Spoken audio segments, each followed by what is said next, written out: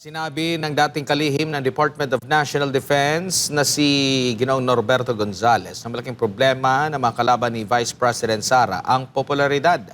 Ibig sabihin, hindi sila kilala ng mga Pilipino, kaya naman unti-unti na anyang pumipihit ang mga kaibigan at kalyado ni Pangulong Marcos Jr. At narito ang balita ni Almar Fursuelo. Ang problema nilang malaki, ay mukhang si Vice President Sara ay mukhang kaya silang talunin.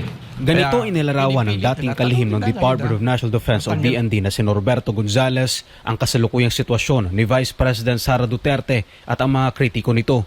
Nag-ugat ang naturang pahayag ni Gonzales kasunod ng tila walang humpay na pag-uusig ng kampo ng kasalukuyang administrasyon laban sa pangalawang Pangulo. Sa eksklusibong panayam ng SMNI News sa dating kalihim, ipinaliwanag nito na gusto ng mga kritiko ni VP Sara na manalo sa darating na 2028, kaya ngayon pa lang ay pilit na nila itong tinatalo.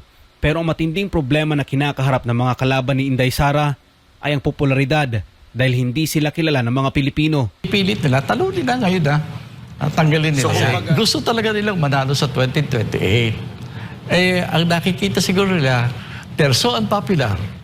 Kaya ang pagsasampa ng impeachment complaint laban kay Bongbong Marcos Jr. at iwanan sa ere ang Pangulo ang nakikita nilang solusyon para mahalin sila ng taong bayan. Kaya nagsisimula na sila ng kilos na para bang humikiling na sila sa popular na sentimiento ng sambayanan. Samantala, naniniwala naman si Gonzales sa kasaysayan na kahit gaano pa kabusog sa pera ang mga kaalyado ng Pangulo, darating anyang panahon na mapapatalsik ito sa pwesto.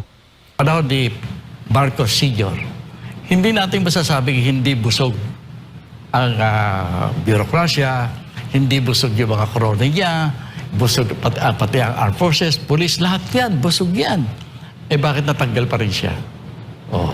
Kasi may hangganan ng pera. Kaya mensahe niya sa mga kababayang Pilipino, Masasabi ko lang, huwag tayo matakot sa mga nagsasabi na kapag tinanggal ang Pangulo, magkakagulo. Hindi totoo yan. Kasi baka mas maganda ang papalit.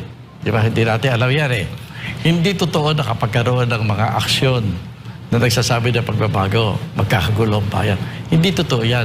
May kasaysayan tayo na nakita natin na kaya nating baguhin ng total ang ating gobyerno nang walang gulong nangyayari. Peaceful tayo Para sa Diyos at sa Pilipinas kung mahal, Almar Fursuelo, SMNI News.